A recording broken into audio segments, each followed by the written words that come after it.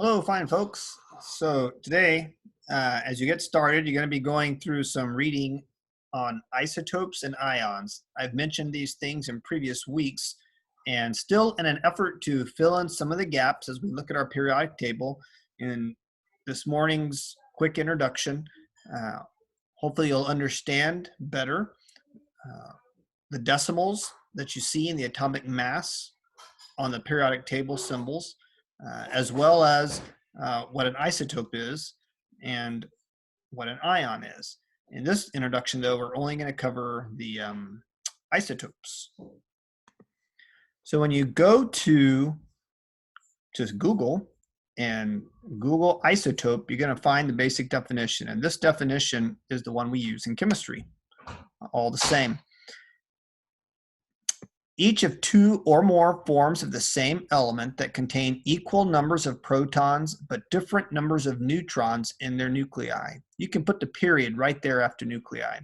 Straightforward and simple enough. Isotope is any two elements of the same, any two atoms of the same element. For instance, carbon atom and another carbon atom and another carbon atom. They're all carbon by definition because they have 6 protons. You can check that on your periodic table. The atomic number for carbon is 6. So 6 protons means it's a carbon.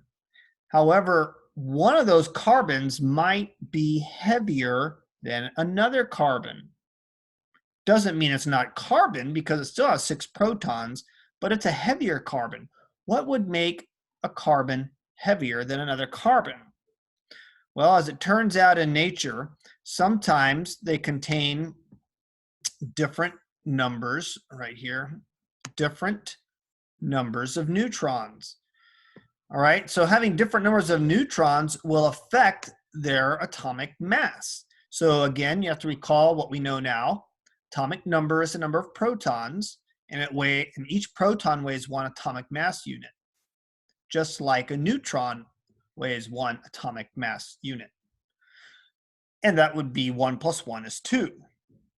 But if you have an additional neutron or 1 less neutron, then you're going to weigh 1 more or 1 less. So all uranium atoms are basically the same weight, but some might be slightly different.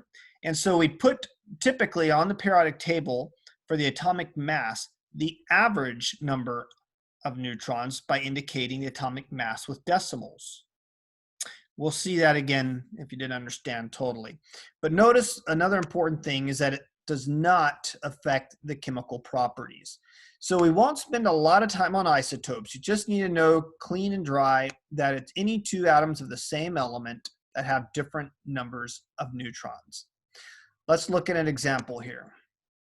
So here are 2 oxygen. I'm going to move this over. 2 oxygen atoms. Let's look.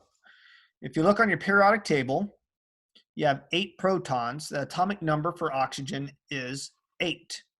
And so each of these have 8 protons, and therefore each of these are oxygen atoms. If you look at the electrons, 1, 2, 3, 4, 5, 6, 7, 8 electrons, just as they should be. As we've learned, electron number typically equals the proton number. For every positive, there is a negative. 1, 2, 3, 4, 5, 6, 7, 8. So this is clearly an oxygen atom. But the atomic mass of this oxygen is 16 because 8 plus 8 is 16. And so we call it an oxygen 16 isotope. Okay, it's an oxygen atom, but we can call it an oxygen 16 isotope because of this atomic mass. At this oxygen atom, we see that it has 2 more neutrons than this particular oxygen atom. What does that mean? The atomic mass is going to be 18 because the sum of the neutrons and the protons is the definition of atomic mass, all the protons plus neutrons. And so this isotope is called oxygen 18. That's it. Pretty simple at that point. All right, let's do one example. Carbon is pretty popular. The applications, you might have heard of carbon dating. When we try to date old fossils or whatnot, carbon is a good thing because all living things are made of carbon. And we use carbon isotope dating. So what do we mean by that? Let's draw carbon first, as we know it to be, a carbon. If you look on your periodic table, you'll see carbon has an atomic number of 6. So it has 6 protons, and you'll see that the atomic mass is 12. So if atomic mass is 12, then that means the atomic, the number of neutrons is 6, because 6 plus 6 is 12. Sorry about the ugly 6 there. All right, so if it has 6 protons, we also know how many electrons it has. So it has 2 electrons in the first shell, again, the octet rule, and holds up to 8, but we only have 4 more to place. So there's the 4 electrons. And there's our Bohr model of carbon. Okay, this is what we call carbon-12, and it's usually indicated by putting the atomic mass to the upper left corner. You'll see sometimes it'll be put on the right corner. So it's just that way. Now that's most carbon in the universe is carbon-12. But you know, if you really did a thorough survey of carbon in the universe, and even on planet Earth, you're going to find that some of the carbon, because it's carbon, it still has 6 protons, but some of the carbon, I'm going to finish our model here real quick, is actually carbon-14. Now, why would that register carbon-14? Why is this heavier than carbon-12? Can you guess? The only other thing that has weight in an atom is the neutrons. And it must mean then that we have 2 extra neutrons than we did in carbon-12. Again, we know from the atomic number it has 6 protons. And so if you have an atomic mass given to you like 12, you just do the subtraction, 12 minus 6. Number of neutrons.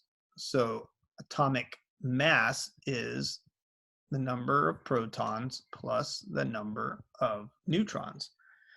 So if you know the atomic mass, and that is given to you on the bottom of the periodic table, and you know the atomic number, that's the number of protons, then you can figure the number of neutrons out. So if I told you the mass was 14, and we know that its carbon number is, that its atomic number is 6, then that leaves 8 neutrons. So these are both carbon. These are isotopes. This is the carbon-12 isotope, and this is the carbon-14 isotope. The videos on the reading might be even more clear than I am, but I just wanted to give you a quick introduction to say that this does not affect the chemistry much. But I do want to show one last thing that we do use it for in science, technology, medicine, is that even though the reactivity of this carbon doesn't change, this carbon is not stable in another way. It has what's called a decay rate. It has radioactive decay. So if you've ever heard of radioactivity or decay or half-life, what it's referring to is the fact that these neutrons can shoot off. So look at carbon-12. We have equal numbers of protons and neutrons in the nucleus. So for every proton, we have this neutral neutron that's kind of stabilizing them. But over here, we have 2 extra neutrons that are not necessarily bound to a proton, so they're not stabilized. And guess what happens? They can shoot off. We just lost a neutron. What happens then? Well, now it becomes, can you guess? Now it becomes carbon-13 because it only has 7 neutrons. And so while it's carbon-13, boom, we have a 3rd isotope. So there's 3 isotopes of carbon. But even that neutron is still there, and given about the same amount of time, that neutron will be emitted. And then again, we no longer have 7 neutrons, we'll only have 6. And I'll tell you, this is why you'll find on the periodic table that the atomic masses have decimals like 12.049, or hydrogen has 1.0019, or sodium has 22.9, because it's an average. If you added up all the carbon-12 and all the carbon-13 and all the carbon-14 in the universe, and then you divide it by 3, because that's how many there are, you're going to get a number. And that number happens to be 12.4, the one you see on the periodic table. I don't have it in front of me. Okay, so the reason why you see the decimal at the bottom of the periodic table is only because it's an average for that element. Okay, otherwise, otherwise it's the same. So for our uses, um, you don't need to pay attention to the decimal. If you know how to round up, you just round up or down depending on what it's close to. Okay, so one last, again, quick example. We're not going to draw the elements, but you see that hydrogen on the periodic table says 1.009. We can just say hydrogen has an atomic mass of 1. Okay, we can say carbon has an atomic mass of 12. Because that's 6 protons and 6 neutrons. Hydrogen only has 1 proton, no neutrons. Oxygen, you saw that one, 16. We just say 16 atomic mass units. Okay, and that only refers to the weight, and we're typically less interested in the weight of an element than we are in the charge of an element, which is what we're going to talk about next with ions. Okay.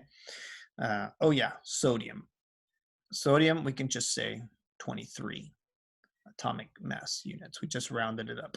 So I know it has decimals. Don't let the decimals scare you. It has nothing to do. You won't have to do any extra calculations for that, because neutrons are just neutral and they just add weight.